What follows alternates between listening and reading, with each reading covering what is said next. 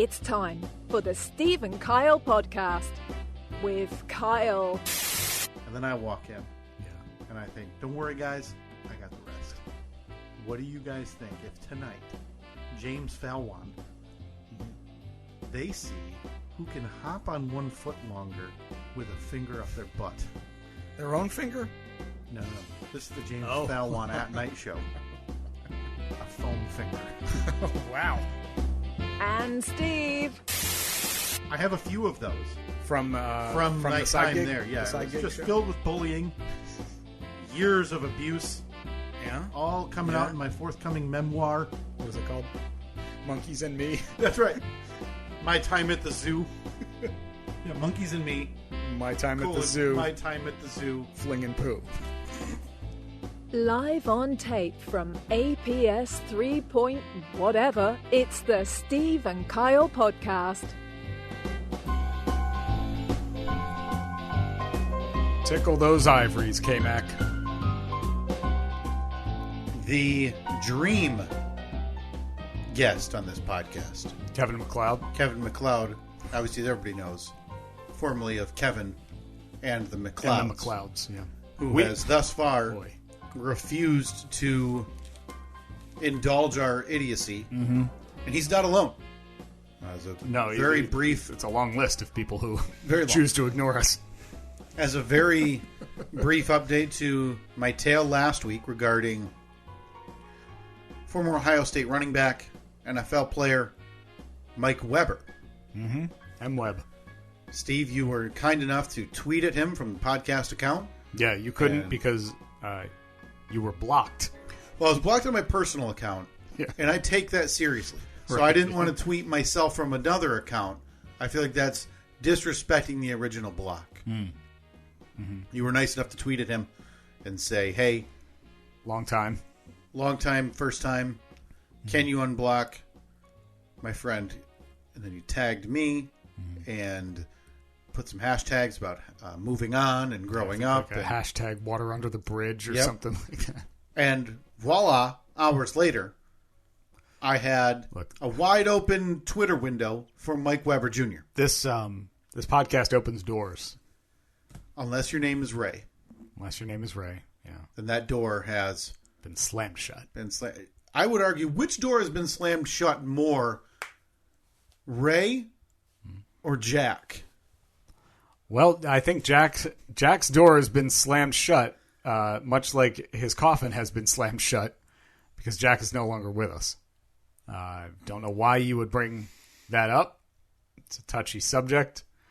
It's because it still makes me laugh. That is we found out while recording this podcast that your former boss that you played Teenage Angst to Steve on had passed away, had found the 5-galloner in the corner, and punted that SOB as far as he could. Mm-hmm. Okay? So to find that out on the podcast while discussing a story, your story about openly disrespecting him while,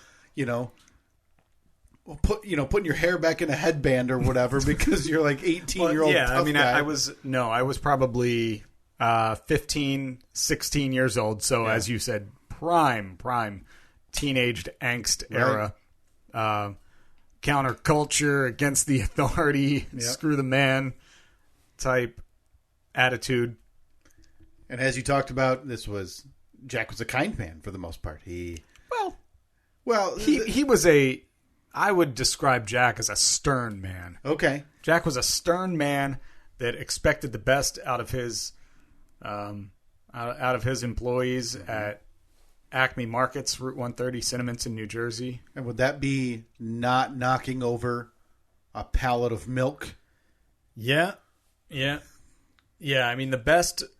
I would say that if you knock over a pallet of milk and spill 63 gallons in the back room, I wasn't giving it my best that day. Jack had a point.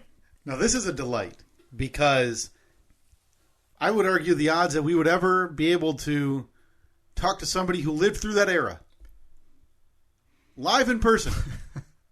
There are a couple people that you worked with. Yeah, I mean Doug My good friend Doug. So you worked at Acme 137, which again, this was years ago, and of course this podcast is just rehashing it. We Googled it, and it was fully remodeled, and it looked very nice. Yeah. But very rarely, Steve, do we have that opportunity in person to talk to somebody who maybe you got home, and maybe you, maybe you kicked that empty tomato soup can all the way home because you were bummed out about the 63 gallons of milk, and you walked in much like, Yeah, I feel like we have to reset a lot of this. This is and we will after we welcome witness to history our financial advisor himself. Yes, outside of Big Dutch Ron. Yeah, Big Dutch Ron is not here this morning. I got to tell you, Ron's a nice man. Can't think of a person I'd want to talk to on a podcast less. Well, look, I mean, any financial person, any person in the financial field, just a drag on society. Couldn't be more of a dull podcast guest. Honestly, use some of that finance. No offense. Use some of that finance to buy a personality, for God's sake. Because you're all the worst of the worst. But we digress. And no offense. No offense. No offense at all. But we welcome Brother Mike into the studio Brother Mike this morning. has joined us in APS 4.0. This is 4.0. Yeah, APS 4.0. Now, better podcasters, better hosts would have had some music ready, like some big pomp and circumstance. Hold on. Right on time. Yeah. It's always that one. And that's the one that always like... do you want... What's our variety again? You want me to expand a bit? Brother Mike's here. I like that one. I do. I think that one fit with the scenario the best. Try the last one. That's the two? It's the two. I guess, excuse me, I thought we had three. No. So, no. Hold on, let me... Again, do you remember the dollars that we paid for that fancy mixer? Let's see. Is there anything else? Oh, silly me. What was I thinking? We have this lined up, ready to go. This can be... For obviously when we welcome for the first time a live studio guest in APS 4.0. Here, you do the the big intro. So cut all of that. It's all gone. So if you're listening, this is still at about 7 minutes. Yeah, we cut that all out in post. And it's very rare, Steve, that we get a chance to have a witness to history live in studio. We welcome Brother Mike to the podcast studio. The finance guy.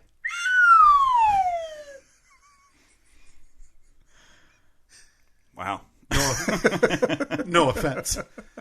And as you can tell, Mike, we spare no expense for the good stuff around here. Yeah. So while we have Jack and the Acme and Cinnaminson, I don't know this for certain. Didn't you also work at that same Acme, or was it a different one? Well, first of all, thank you for reintroducing, the PTSD that I Did you also dump 63 gallons? No, they didn't trust me with any heavy machinery or big pallets or anything like that. The bar seems to be pretty low then if Steve was trusted. Yeah. The older brother, no way. No, yeah. No.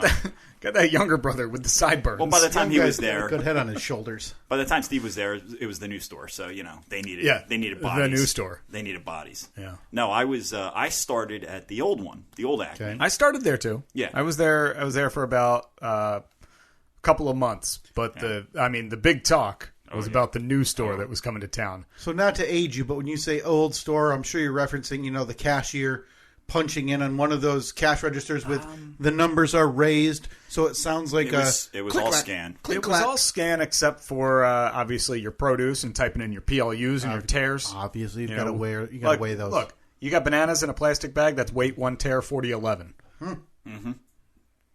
But if they manage to put their bananas in like one of those plastic salad tray dish things, was that a 4 tear? That's a 4 tear. That was a 4 tear. Yeah. What is that? Well, what the tear does, the tear system, Kyle, I'm glad you asked this. They wouldn't let me check anybody out, Steve, when I worked so in the happy. grocery game. I'm so happy you asked this, because if you got your salad and it's in the plastic container, certainly you buy it by the weight. Obviously, I don't have to tell you that because you're not an idiot. So they're going to the salad bar. They got the olives, they got the lettuce, the onions, the whole shebang. Some corn if you want it. You got corn there. So they're loading up their lettuce, olive, onion, corn salad. Well, you only want to pay for the actual Right. consumable portion. Right. You don't want to pay for the container. You don't want to pay for the container. No. So what you do is when you hit the for tear button, tear, T-A-R-E, what the tear button does is it subtracts the weight of the container. So you're only paying for the salad. And they just know it's a universal weight. It's programmed at the factory. 4 tear. 4 tear. Yeah, a 1 tear is going to be your plastic bag. Right. So like you're filling, you're throwing a bunch of tomatoes or whatever in a bag. That's your 1 tear. 2 tear, I believe, was the small square plastic container, little clamshell container. There was a 3. I guess there was a 3 tear, but I don't remember what it was. And then your 4 tear is your big plastic container. So what was the time period then that both of you worked at the Acme? I started at the Acme in 90. I was 16 years old, so it would have been 97. Okay. At 1161. 1161. Yeah. Then we moved to 1191. 1190. So you guys overlapped? Did you work at the same time? Yeah. Okay. Yeah. And to recap, this buffoon was trusted with the pallet or the forklift to remove milk. Mind blown. Mike, the guy who now works with people's retirements and livelihoods, was not. So this guy, who spends 60% of his workday cleaning up feces from walls, was the responsible one. Yeah. It sounds when you put it that way. What I get, boy. I was also the same one that when I got bored at work with friends. We would take the forklift out of the back room, which I believe technically you had to be, since that was a union shop, I'm pretty sure that you had to hold some kind of a license in order to drive it, even though an idiot can drive a forklift, as evidenced by me. Letting you do it, right. We would take the forklift out because that grocery store, as most grocery stores do, very high ceilings in there. It's like a gymnasium. And over in the cards and gifts and floral area, they would have balloons, happy birthday, happy anniversary, blah, blah, blah. Sure. And they would be up in one of those nets that kind of captured them. They'd be pre-blown up. Yep. Every now and then, they would accidentally float up to the ceiling. So when it was about 9 o'clock on a Saturday night and we had nothing else to do. But we closed down or just about to close down? No. They were open until midnight. Oh, boy. And we'd be bored as hell. So we'd say, we have to go on balloon duty. So we'd drive that forklift out of the back room with a pallet on the forks. And one of us would stand precariously on it. On the forks. On the forks. Well, on the pallet that was on the boy. forks. With a long extension pole that we would just take a roll of tape and put on the end of it, but reversed. So we'd have a big sticky ball. And then we would just go fishing for balloons. Mm-hmm. OSHA would shut the entire facility down in a heartbeat if they had seen this. Absolutely. That was my glory days working for Local 1360. The glory days where you insulted Jack to his face. Yeah. Probably led to the grabber that eventually put him 6 feet under. I don't think it was a grabber. But, I can still close my eyes and picture that interaction. Because for whatever reason... It's stuck with you enough. It has stuck with you for decades, Jack Steve. was the general manager of the store. Yeah. And for whatever reason, he did not seem to care for me from day one. Right. I will not blame him. I will shoulder most of the blame for that. Right. Well, and based on the era, Steve, what I'm guessing is, new employees are maybe in a line. Mm-hmm. He's going down, maybe shaking hands. He walks up and, you've got your long, dumb hair. Mm-hmm. And he walks up to Steve. I remember that interaction. Do you? And I think that this may be what set the ball in motion for me and Jack's rough relationship. We were... there was a line in the sand where it was like, all right, on Thursday you go to work at the old store, but on Friday the new store opens, so you report there. Sure. And you'll have a couple hours of training, and then you're off. Good to go. So I remember walking in there with a couple of other people who were supposed to start our shift at whatever time, and we met the new boss. His name was Jack. We'll call him Jack Smith. I remember Jack walking down the line and introducing himself. Hi, I'm Mr. Smith. I'm Mr. Smith. Mm-hmm. I'm Mr. Like he was introducing everybody. It was a formal man introducing himself by Mr. and his last name. So he did not. Okay. Now, so that the implication there is that's how I want to be addressed. Yeah, exactly. You introduce yourself the way you want to be addressed. Now, Brother Mike, you had worked with Jack, or you knew of Jack somehow. I had maybe heard of him. I didn't. There was some. I remember knowing going in, like you had said, "Oh yeah, I know him," or "I worked with him," or something like that. So I knew that his name was Jack. So he's like, "Hello, Tom. I'm Mr. Smith. Hello, Mary. I'm Mr. Smith. Hello, Miguel. I'm Mr. Smith." And he gets to me. "Hello," reads my name tag. "Hello, Steve. I'm Mr. Smith." And I said, "Yeah, Jack, right?" Not meaning to disrespect him. Not at all. But acknowledging that I had, I knew of him, or You're aware. like you had, yeah, you've met my brother before, or somehow, like you guys know each other, or whatever. And I just remember the, and then he moved on to, "Hello, It's a very Jane, I'm Mr. Smith." So I think that that set the ball in motion for just a strained relationship between me and Jack. Did you have that idea of him, Mike? That, hey, Jack's maybe not hard nosed, but hey, he's a man who expects respect, type of thing. And I'm actually remembering this totally differently. okay, perfect. Totally good. differently. I remember meeting Jack. Turns out, like, Steve took a leak in his coffee and threw it on the ground in front of him. Yeah, welcome to the new store, Jack. And then 20 years later, I just said his name. I remember multiple Jacks who ran Acme's in South Jersey. They all dead? Good question. Food for thought. I only remember meeting Dead Jack. I only remember meeting him once.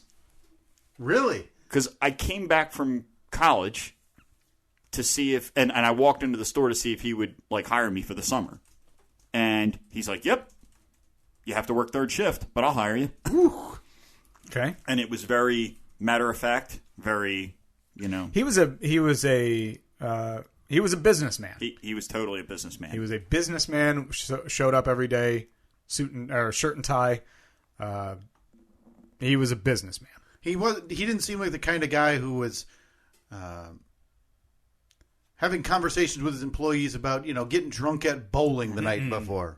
Wasn't the MO of Jack. When he was at work, he was working. Yeah. I'm sure in his personal life he was probably a completely different guy, but I think he just came from that era where I'm at work. This is business. Yeah, business. Keep it that way. Business is serious. Right. So did you work for him for third? Did you decide third shift was going to be okay working for? You did, right? You worked for I third ended shift up, for a summer. Or I ended up working third shift for a summer, and I mean, a lot of people would think that you just go in and you screw off because nobody's there, but those guys actually were. It was actually a pretty. I hate to use the word professional because it was grocery stores, but those guys actually that ran that third shift were pretty serious, and they did their job. They were good guys, but you couldn't skirt your responsibilities. You had a well-oiled machine. Right. It actually was. Right. It actually was. Well, I mean, it's not like Acme is one or two stores. They have a bunch of locations. Like they figured out a system that works to charge people for groceries and still stay open. Sure. Yeah. What was it the Acme experience then, Mike, where you said, "There's not a day after I'm done with this that I want to work with my hands again. Let me just deal with people's retirements and look at the life drain from their eyes when I tell them they're down another 8% this quarter and they have to work another year." You're always going to deal with people in whatever walk of life that you do. It's easier to deal with rich people than stupid people.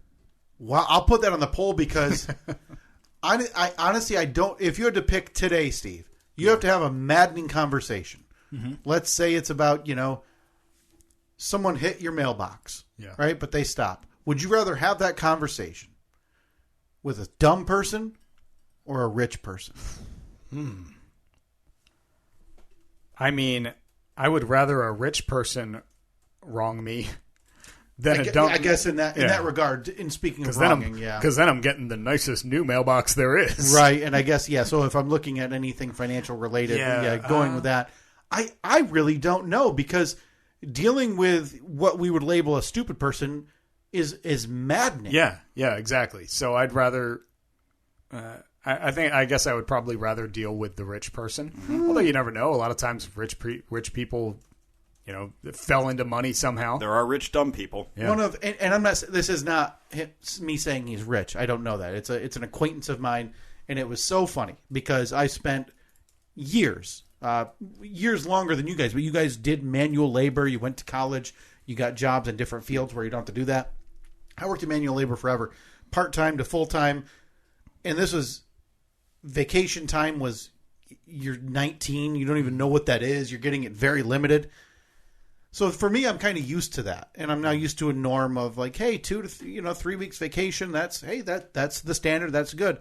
So when I was talking to somebody within the past 6 months, and he had said about his job that he gets 7 weeks vacation, and he's our age. All right. So is he? And he had, but what has stood he been out there to a while? me? I mean, 10 years. Okay. But what stood out to me was wait, you only get like 3 weeks vacation? Yeah. Like, yeah. And so, like for future conversations that you have regarding this, you are an absurd outlier on this graph. Yeah.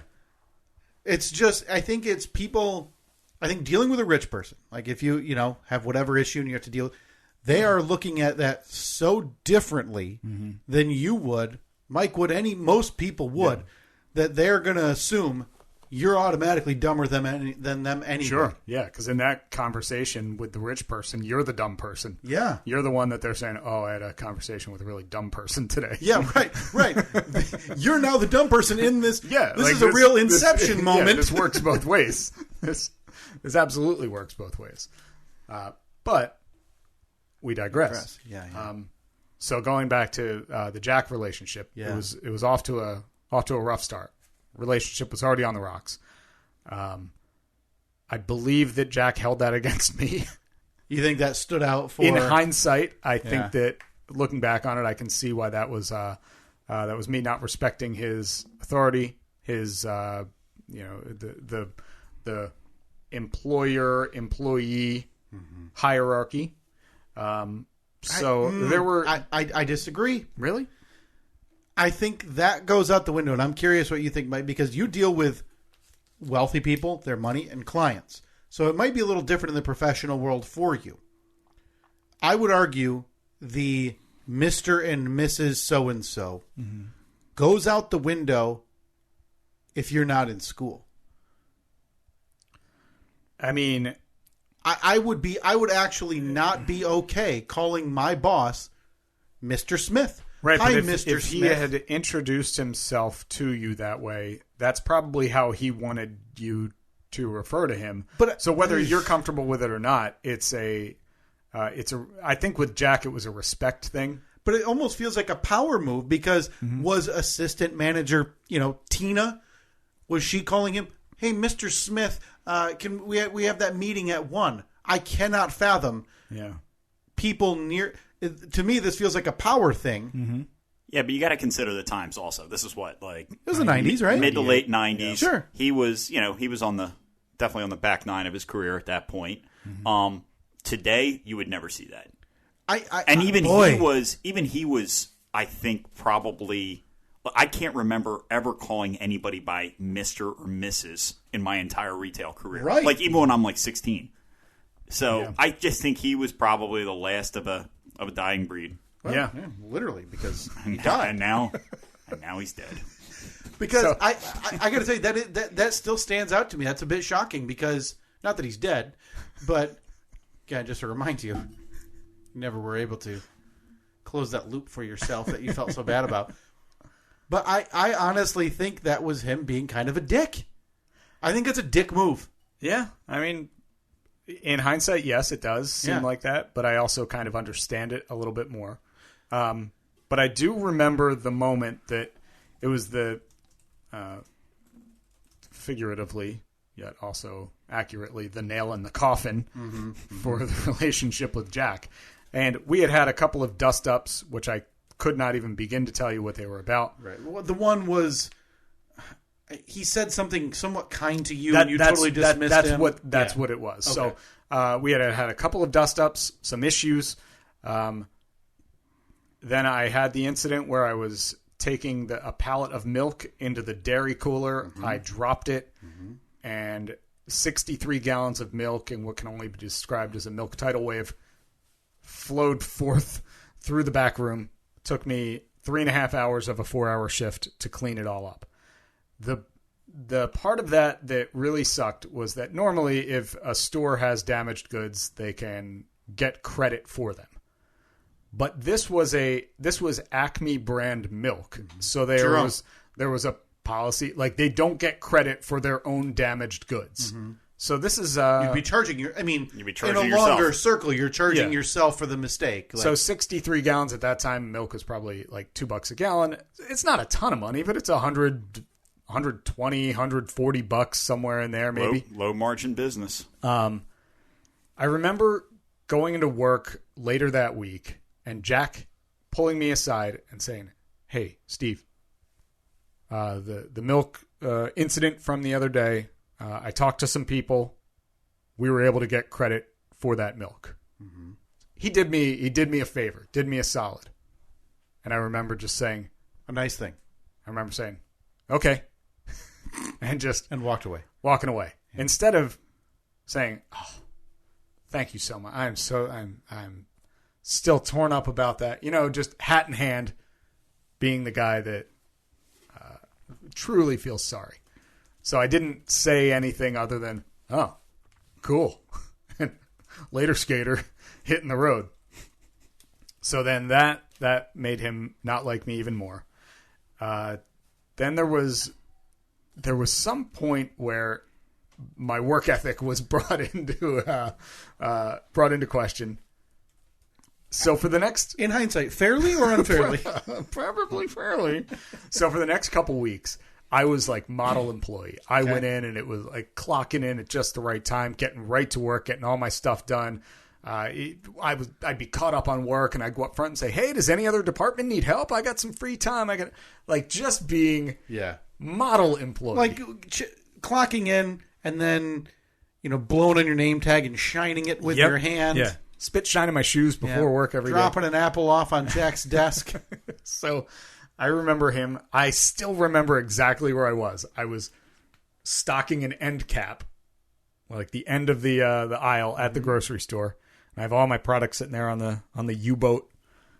And Jack walks up to me. This is after a couple of weeks. And he said, "Hey, I just wanted to let you know, so-and-so," whoever my direct manager was, "so-and-so says that you have really, really stepped up your game lately, and you've been working really hard." And it still makes me cringe to this day, and I'm still embarrassed by it. And I looked him dead in the eye, and I said, "Huh, yeah, I mean, I haven't changed anything, doing everything the same. Yeah, I don't know what they're talking about." Just defiant until the literal end for Jack, but the literal end.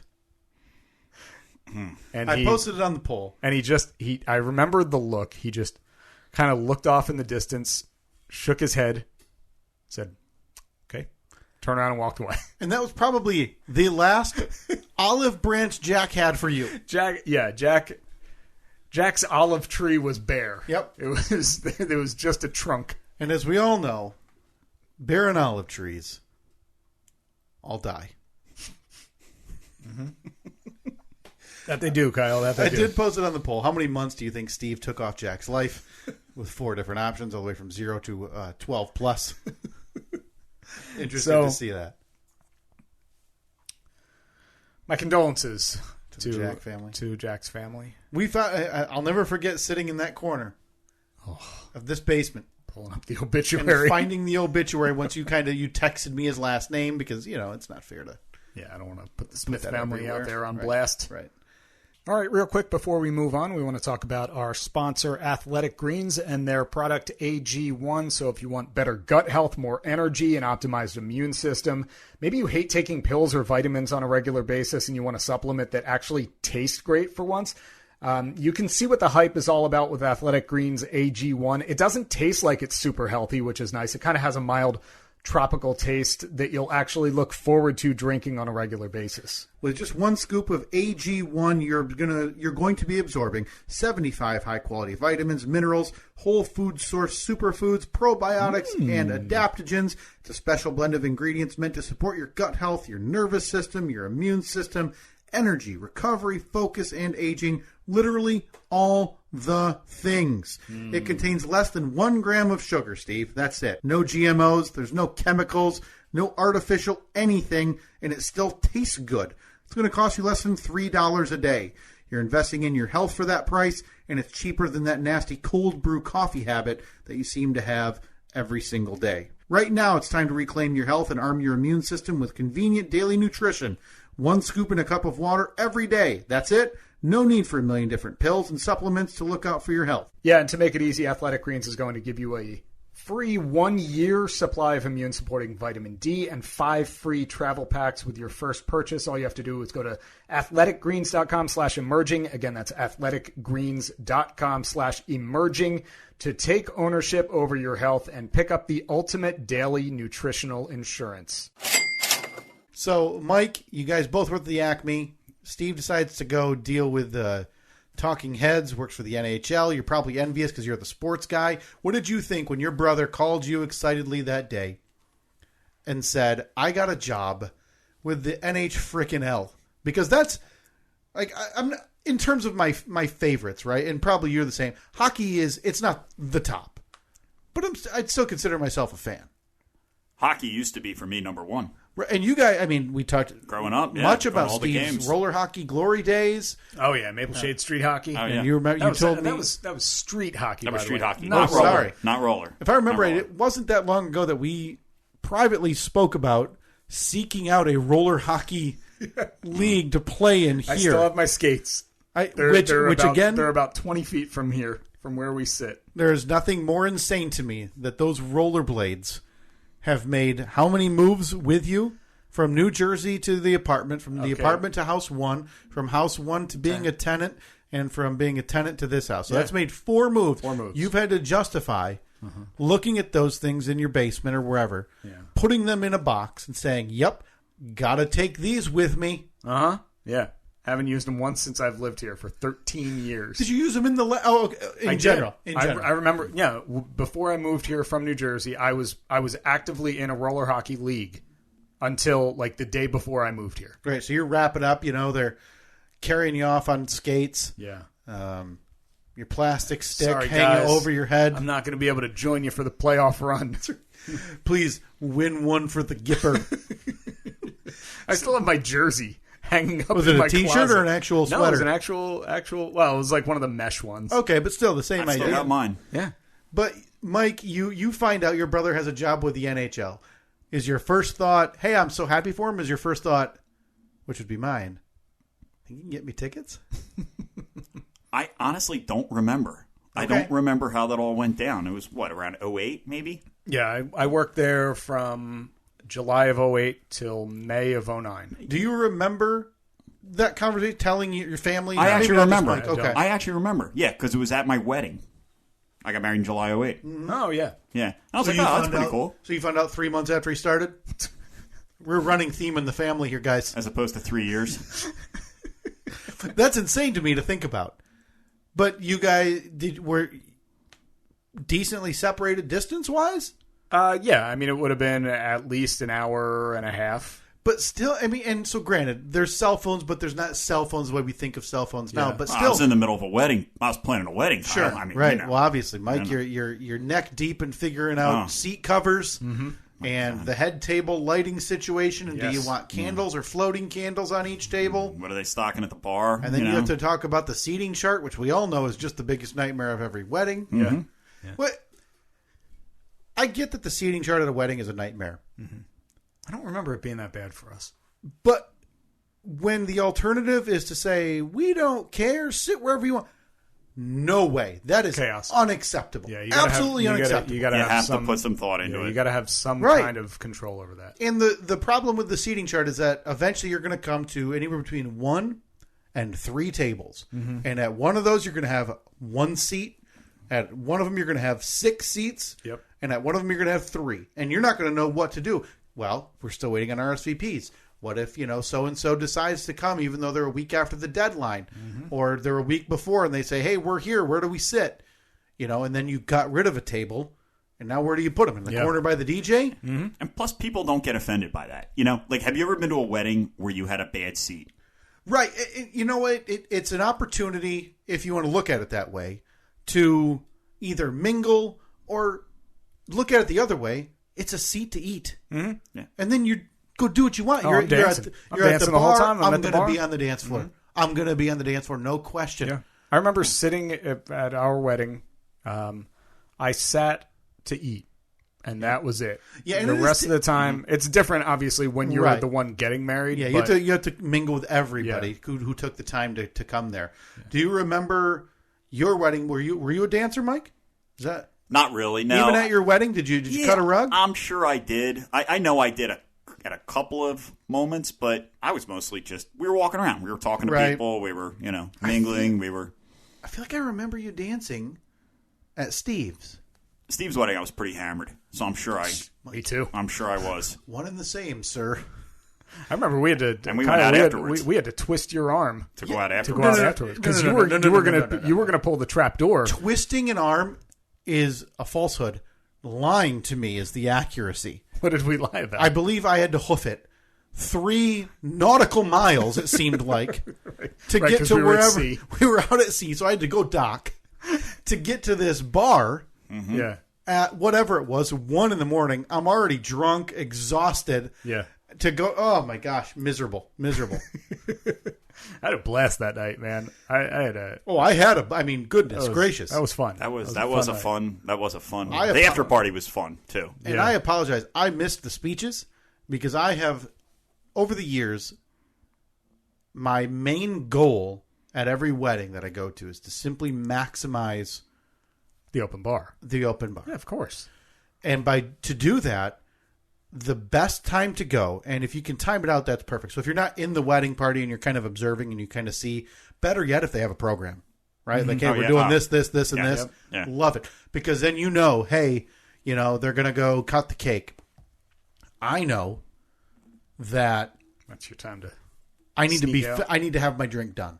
Mm-hmm. Okay, so I can go sneak out and grab one because there's going to be people with their, Fuji films getting terrible camera angles of Steve and Annette cutting their cake. Me, I'm the only one talking to the bartender who, you slip a nice tip to at the start of the night. That's the key. You give them the 20 at the beginning. You give them a 20 the first time you get a drink. Yes. Even though it's an open bar. It does not matter. There's still, there's the hierarchy rank. Obviously. And one, it's still a service industry. You should still tip that. They're getting stiffed by a lot of people. Right. So you want to stand out for a good reason. Yes. Yeah, because I think that I remember we had basically I had a stack of cash that day. Yeah. So I could tip photographer, the limo driver, yes, the photographer, and the bartenders. Because I don't even remember. I don't know. There were probably 2 or 3 bartenders working, but I remember just giving them. It was probably $200 or $300 at the end of the night. Yep. Here you go.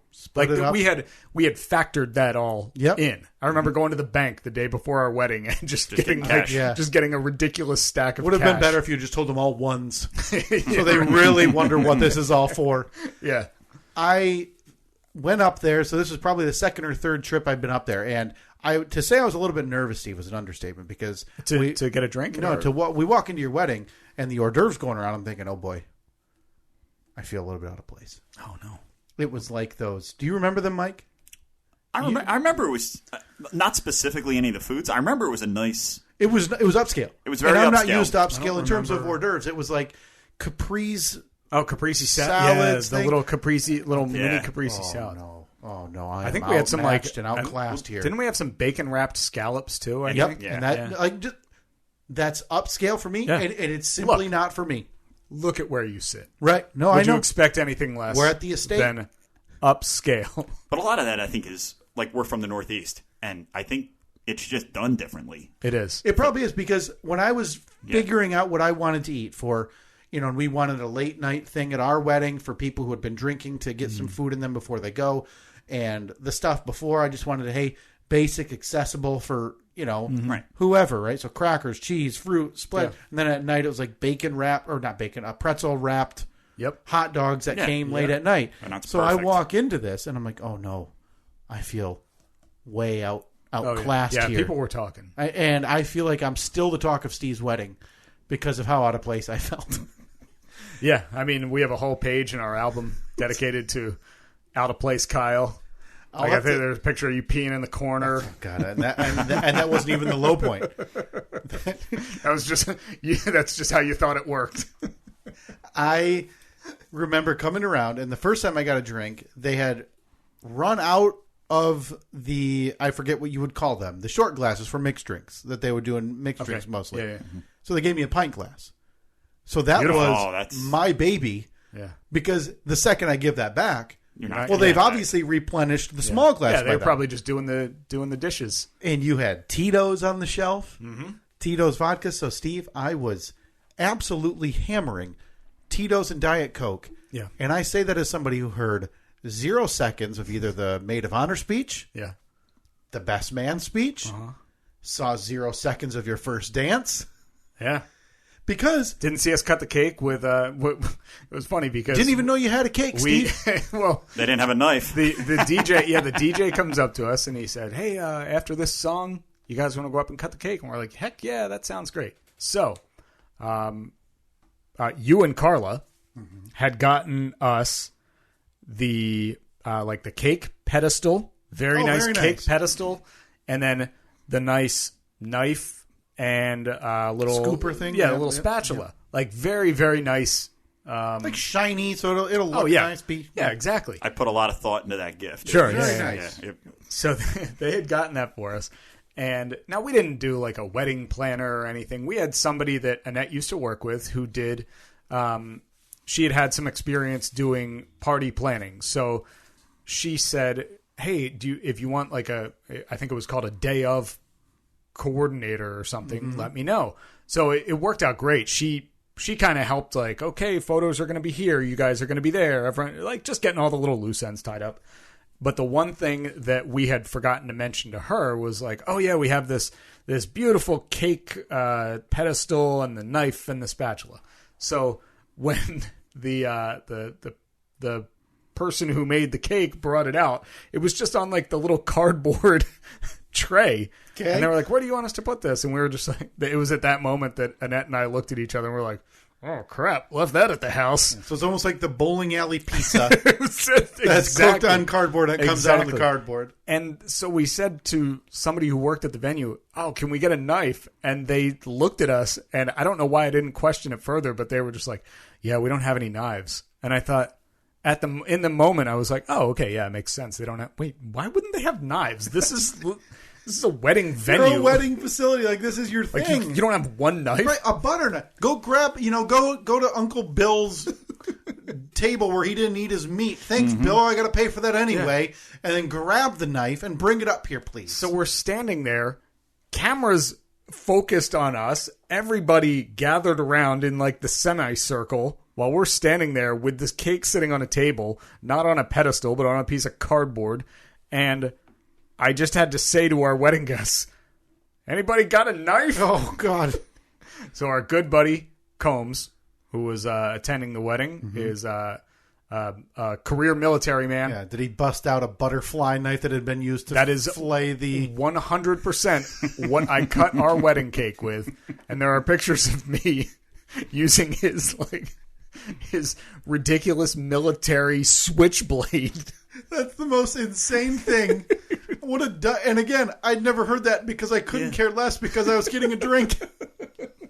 And the key with, and I'm glad that you told me that story so I can now, reminisce about your wedding someday and act like I was actually there. Yeah. Because the key with those early drinks, Mike, and I'm curious your thoughts on this, when you're at an open bar situation like that, I don't need it, but it's also really nice. So there's the few tips I would give. Tip heavy, tip early. Make sure they see it early, right? Yes. Drop the 20 in on the first drink or second drink unless there's a lineup. You want to make sure you're noticed. You want a little eyeball time. Yeah. Okay? Whether it's 30 seconds, if it's dead, maybe you take the few first sips off your drink, have a few minutes, converse with that bartender so when you come back up, 20 minutes, 40 minutes, an hour later, they can look at you and go, Tito's and diet, right? In the pint glass. I go, you got it in the pint glass. Make sure to bring it back. No need to scrub it. It's got my germs all over it anyway, and I'm not giving it to a soul tonight. Yeah. Sage advice. Yeah. We're at an age now, though, and I believe I may have talked about this with Steve, though, where, again, I'm in my late 20s. Steve, early 30s. Early to mid-30s. Mike, early 30s. Yeah, definitely early 30s. We're getting to that age, though, where friends and family of our age, like those weddings are drying up. Mm-hmm. Yeah, right? I haven't been to it's been a couple of years since I've been to a wedding. Second weddings. That's what it is, right? Yeah, that's right. I was at a wedding back in the fall, but it was a friend's second wedding. So we're at a point Boy, now. did I enjoy that.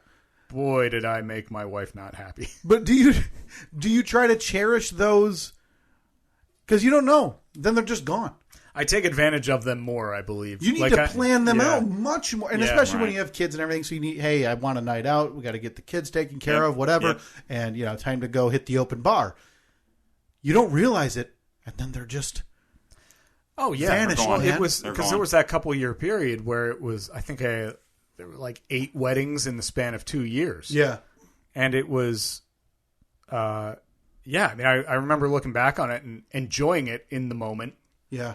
But that got really expensive. Right, you're buying gifts. And, I was not making any money enough back to then. justify it. Right? Yeah, not at all. But you still you don't want to be the guy that shows up with here's a block of cheese. Right. Yeah. Good Hey, luck. here's your $20 Blockbuster card. It's got $18.50 on it because I got a Blockbuster Classic rented last Friday. So sorry.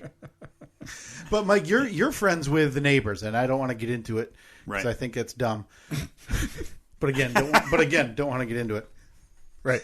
Just need to make sure that Are you kind of looking at the families and being like, all right, they got their kid's 15, like that, but they got like their kid's 19, so it could be 2 to 4 years, and maybe we got another one coming up, huh?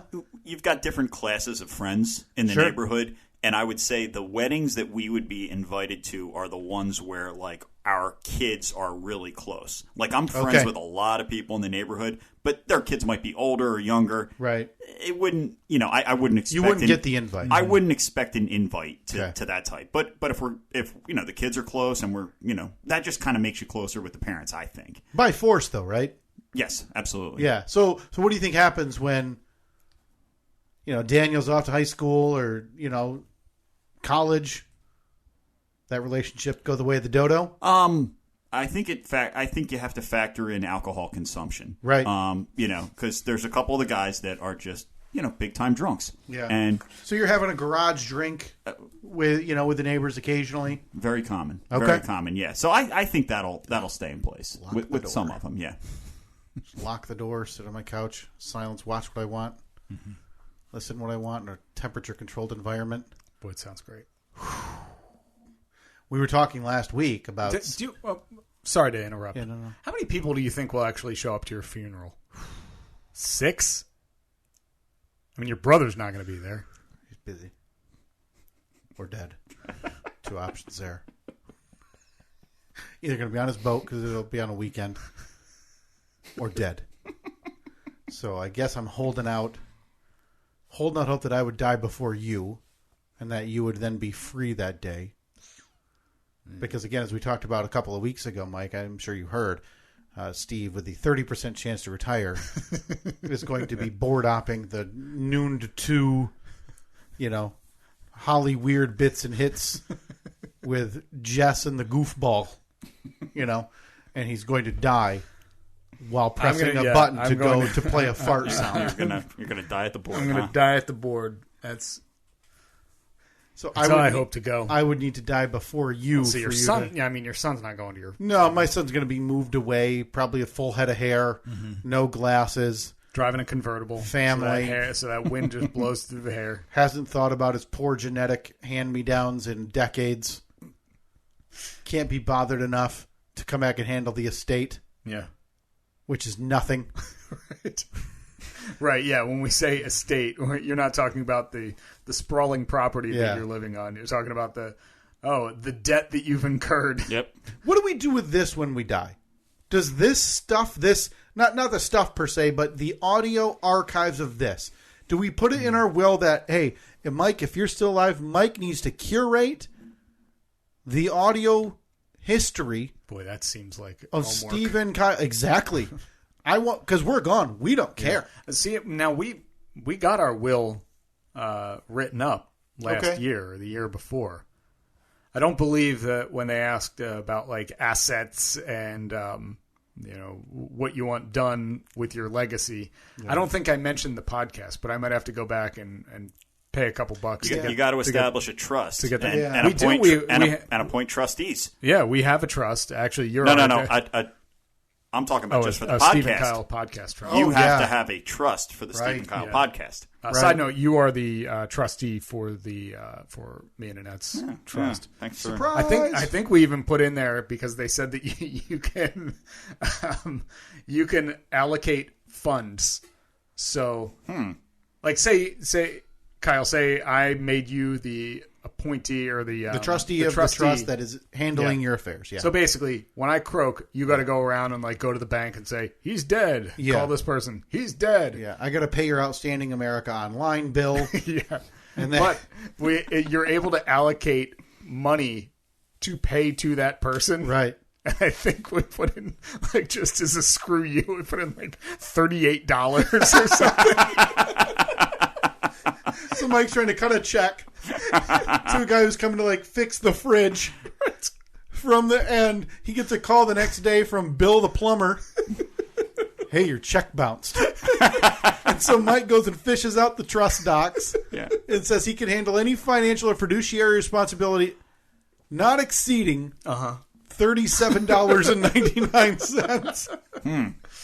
All right. So you got that coming your way. And somewhere Mike is shaking his fist as Steve and Jack have an awkward stare-off in whatever depths of afterlife there is. That's what you call full circle right there, folks. Full circle. Mike, the one question I've had to ask, we joked about it took 5 years for Steve to find out you had switched jobs. It took you, the day of your wedding to find out Steve had gotten a job with the National Hockey League. Yeah, but it was that's when it happened.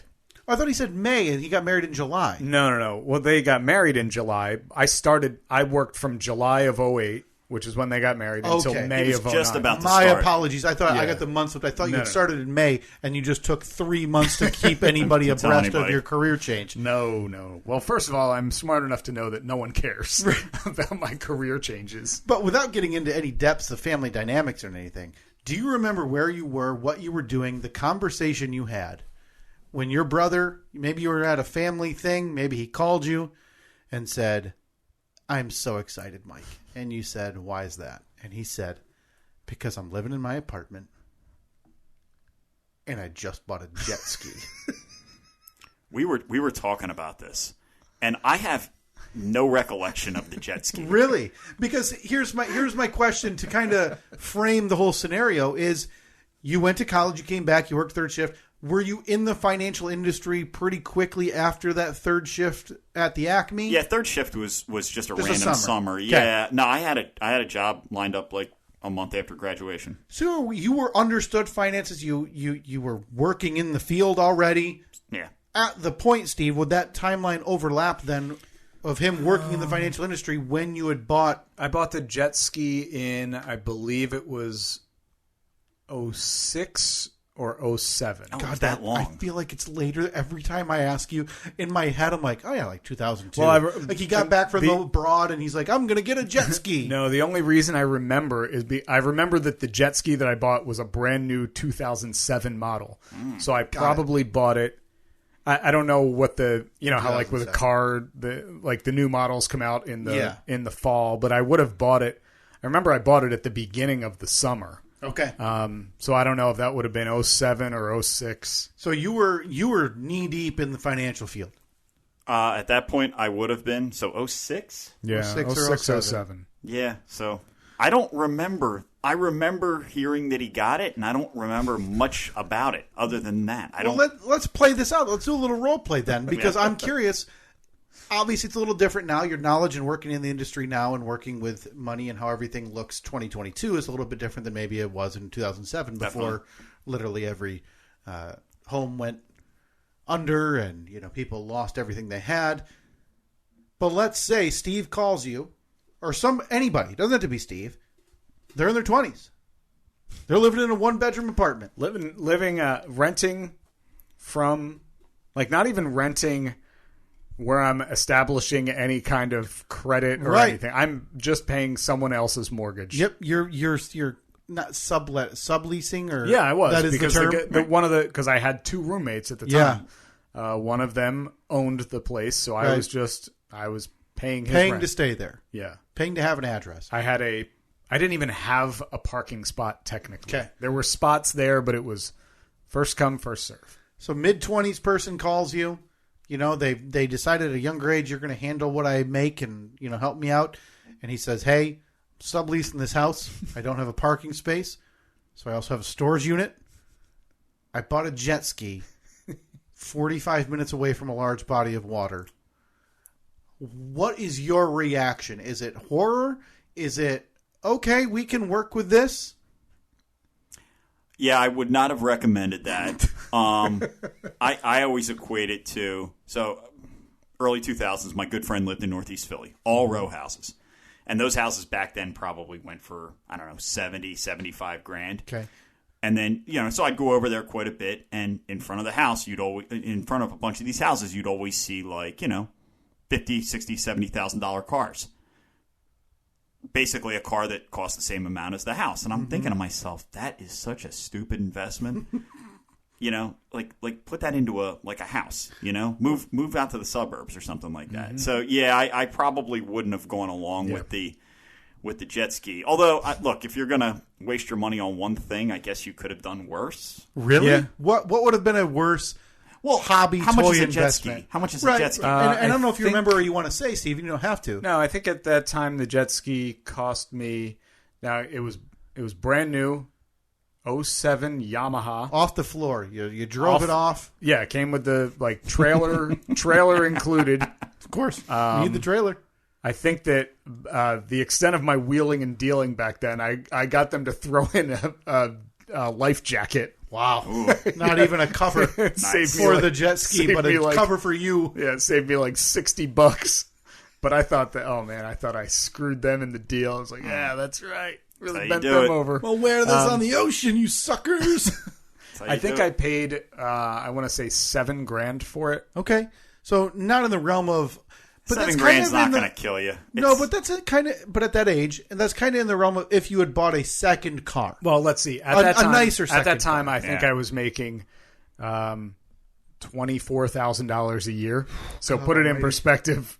How did you get approved? Do you remember the interest rate on that thing? It was high. I bet. It was like a credit card. It'd be like 19.99. I want to say it was 15%. Oh, my God. Yeah. Ooh. Yeah. It was very high. Well, what do you mean, how do you get approved? They'll approve anybody. They see me walking through the door, they're like, oh, yeah, we're going to approve this guy. They're telling the accountant in the back to get the money printer ready because idiot walked in. Yeah. Stupid me walks in. I don't know what interest is. You say I can buy a jet ski and leave with it today? Hell yeah. I'm taking it. But so we don't leave everybody here with just the dumb stories and idiotic questions, Mike. For people listening in their 20s or 30s right now who do want to buy something that it might be fun, but not kill their chance at retirement. Again, Steve, the 30% chance at retirement. Constantly, once a year, considering is he going to be sucking on a hose when he comes home because he knows he's not going to make it. What is something you would advise is not the death knell? Hey, if you want to buy this and splurge a little bit, it might not appreciate in value, but it's not going to depreciate 30%. It's not going to kill you if you take some money out to buy this. God, I don't know, actually. Because most people can't afford property. I mean, I think we can rule that out, right? Like, in your 20s and 30s, you're not going to be able to, hey, you know what? I can buy this duplex and rent it out to people. It's just not financially it's a great viable. Investment, though. Yeah. It's typically a great investment. I Hmm. don't know. Because I was never... I was pretty boring financially. It was just funnel it into a 401k, or an IRA. Just I was never like a car guy or anything like that. Right. I was pretty basic, but I didn't necessarily look down on people for making stupid decisions. All Oh, you should. Let me just fire off some options to you, Mike, and then you comment. You can can either give some. This is better. You can give some evidence. This is just going to be a rapid fire. Yeah, and you can say good, bad, or if you have some context you want to add to it, that's fine as well. Camper. Not in your 20s or 30s. Baseball card collection. 5 years ago, yeah. Probably now. No, it's probably maxed out again. So no, not right now. Cottage. Yes. So that would fall under. I would argue would that fall under just real estate if you can afford extra real estate. Yeah, that's part of. It's going to go real estate. Probably better for you. This is going to sound very specific, but it is definitely. It's definitely 1988 Jeep Comanche. More rust than metal. Hypothetically. Not in your 20s or 30s. Okay. Oh, but you're in your early 30s, right? So that's probably not not for somebody Steve's age, probably not a good idea. Okay. All right. Yeah. If you were in your early 40s, yeah, it'd be okay. Oh. Okay. Oh boy, do I have to admit that. But it's okay because you have a house, Yeah. You're married. You have kids. Right. You can. It's okay to do that kind of stupid stuff later on. Right. Not when you're I'm feeling pretty good. Not when you're 23 making $24,000 a year and you're paying 15% interest on a $7,000 jet ski loan through GE Money Bank. I would love to see your credit report just for that little blip. Everything surrounding it, everything's and then pretty, just that thing. Pretty smooth, and then they're like, "Oh, here's the one red flag." Oh my God, that is just a boat. Never. What does boat stand for? Bust out another 1,000. Yeah, just constantly. Yeah, definitely not a boat. Comic book collection.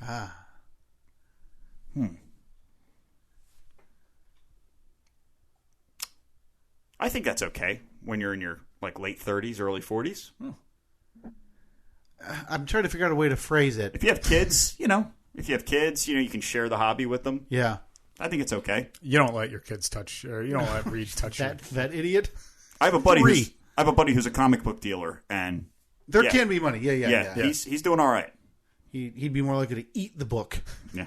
At this point than want to read the details that I'm trying to offer him. You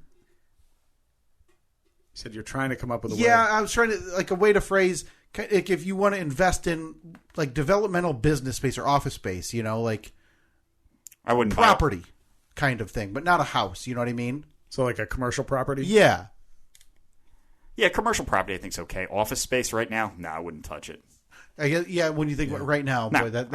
I wouldn't go near office space. You thinking of getting into the Listen, if there's going to be a downturn in office space costs, it's now. I think we jump. Second chance office. SCO. And you and I turn office spaces into storage facilities. For that's okay. Office furniture. Yeah, that's right. So then we just buy the space and just leave everything. Yeah, and just leave everything and then lose money. We'll figure it out. Yeah. I think we got the framework. Yeah. We'll flush this out in the end. A snowmobile. No, not a good idea. Okay, not a good idea. What about a used snowmobile that you can get for $1,500? Keep in mind you got to get a trailer with it. Yeah. Right. So let's say you're out the door. $3,000. That kind of goes with the whole camper thing. If you're outdoorsy and it's something your family likes to do, I think that's okay. I'm finding it really hard not to want a camper.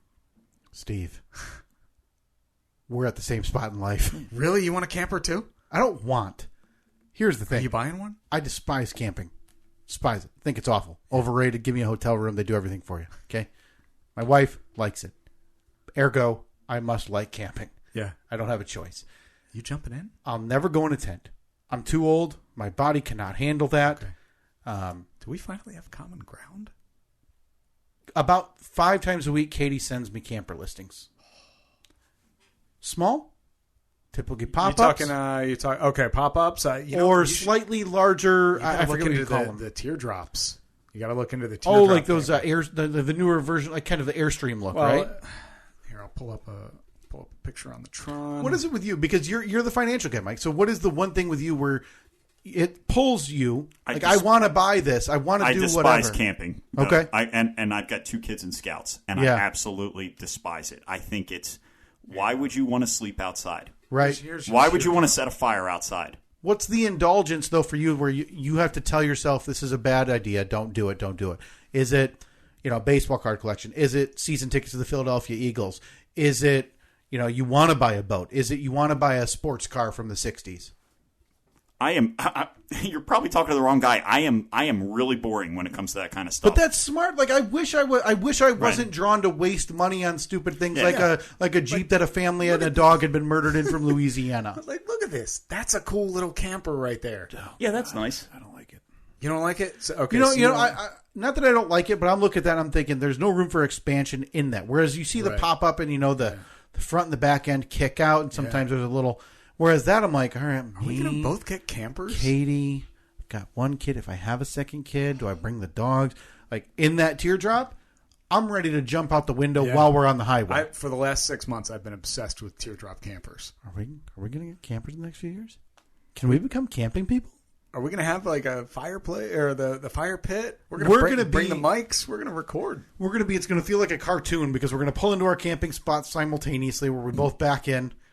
And then we're going to like press a button almost, and then, the awning's going to pop out, a rug's going to be there, gravity chairs explode out. And then neither of us are going to get out of the camper the whole time. Yeah, and then it's 3 days later, we hit the button, it folds back up, and we drive away. And then it's going to be raining all weekend and super windy, so you can't have a fire. Water's in the 50s, and you realize, why do I do this? Press the button, load her back up, head home, say, can't wait to do this next week. Having never stepped out of it, I was never a camping person. Me neither. I enjoyed Cub Scout camp. I always thought that was fun. Yeah. But we never went camping growing up, but Annette's family did. Like, they would go camping every summer, and she's kind of out of it now. But all I've been talking to Evelyn about for the last month is how me and her are going to go on a camping trip together. Really? Now, I mean, it's going to be a camping trip in the backyard where we have the fire pit set up. Well, you got to test it. You have to test it first. So I think that's probably very wise. Yeah. I talked to Reed about going to the hotel water park again and Disney World one day. Yeah. Because while we may end up camping, I just don't. I don't want to. But you're going to get a camper. Probably in the next few years. Yeah. We are waiting. Okay. The idea is to wait until after Katie's done with school for all major. No. That's a must. No. We have to wait until Katie's done with school so we can. Buy. Financial guy. Smart idea? Buy. Yes. Okay. Yes. Well, you heard it here first. I got to get a camper. You got to get a camper. We'll check in at the end of the week. Let me know when you're getting a camper. I'm going to buy one at the same time. Just going to find one. Doesn't matter. Hey, this one looks okay. Yeah. Well, that concludes this week's financial advice segment. As always, we are not responsible for any shortfall. Yeah, we don't make up the losses here. But in fairness, very sound advice of buy, don't buy, yes, no. He wouldn't encourage any of the stuff himself. Apologies to Robert. Lost him by about 6 minutes. So close. Thought we had it. I'll apologize to him when I see him at your funeral. He's not showing, so thank you for coming. Yeah. Probably send a proxy in my place. So Evelyn's going to be at my funeral representing you. Some guy died. I don't even know who he is. Wearing a Second Chance Jeep shirt. Unbelievable. All right. Apologies. We have to cut this one short, but we're talking to somebody in a few minutes.